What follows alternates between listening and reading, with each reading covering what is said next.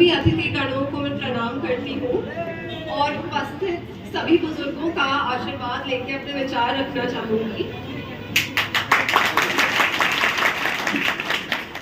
आज मेरा हृदय अभिभूत है यहाँ पे जो जन सलाब है उसे देखकर। आपकी एकजुटता को देखकर ऐसा लगता है कि जो हमारा उद्देश्य है वो हम जरूर एक दिन हासिल करेंगे।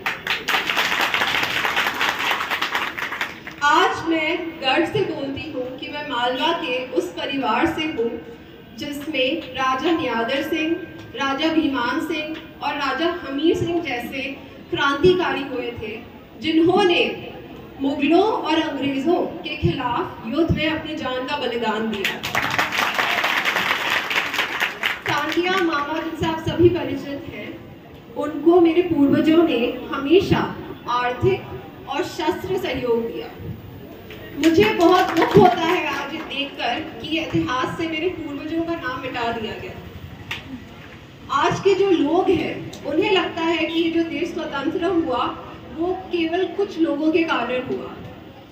इसी से हमें पता चलता है कि भारत का जो इतिहास है उसे भुला दिया गया है। सन 1857 से लेकर सन 1947 तक हमारे आदिवासी भाई बहनों ने हर हुकूमत के खिलाफ जंग लड़ी, बलिदान दिया। यहाँ तक कि जो अंग्रेज थे उन्होंने एक ही बार में 100 आदिवासियों को फांसी लगा दिया, लेकिन हमारे आदिवासी भाई बहनों ने कभी नहीं सर झुकाया। आज की जो पीढ़ी है और आने वाली जितनी भी पीढ़ियां हैं, उन्हें आदिवासियों के बलिदान को याद रखना होगा और सम्मान देना होगा। आज की जो हकीकत है उसे देखकर मुझे बहुत दुख होता है। पिछले 10 साल में जो आदिवासियों पर अत्याचार हुए हैं वो 50% से बढ़ चुके हैं, जिनमें से अधिकतर हमारे मध्य प्रदेश में हो रहे हैं। इसका कारण सिर्फ कानून या व्यवस्था की समस्या नहीं है। मैं मानती हूँ कि इसका कारण संस्थागत जो समस्या है वो है इसका कारण। भारतीय समाज में जो आदिवासियों के खिलाफ भेदभाव हो रहा है उसके कारण आदिवासियों को शासन में भागीदारी, राजनीतिक सत्ता में साझेदारी और आर्थिक संसाधनों पर नियंत्रण करने से बाहर रखा गया है। हमारी जो आदिवासी महिलाएं हैं, खास करके जो मजदूर हैं, उन पर हो रहे अत्याचार के बारे में हम आए दिन सुनते रहते हैं।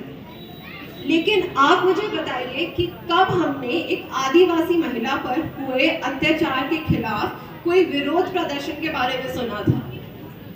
क्या हमारी आदिवासी महिलाएं समाज की अन्य महिलाओं के बराबर नहीं है? तो फिर ऐसा भेदभाव क्यों? मैं अपनी शिक्षा के लिए मुंबई के सेंट जेवियर्स कॉलेज गई और उसके बाद लंदन के लंदन स्कूल ऑफ इकोनॉमिक्स करी, जहाँ पर विभिन्न भारतीय छात्र थे, लेकिन कोई भी आदिवासी नहीं था। भारत में जो आदिवासी और अन्य समुदाय के जो लोग हैं उनके बीच में जो अंतर है वो बढ़ता जा रहा है। आदिवासियों ने अपने देश के लिए पहले मुगलों, उसके बाद अंग्रेजों से जंग लड़ी, लेकिन अब समय आ गया है कि आदिवासियों को अपने अधिकारों के लिए जंग लड़नी होगी। इसके लिए अनिवार्य है कि समस्त आदिवासी समाज में एकजुटता रहे, लेकिन इसके साथ साथ जल, जंगल, जमीन और आदिवासी संस्कृति का भी संरक्षण किया जाए, क्योंकि इसी में ही आदिवासी पहचान समाहित है।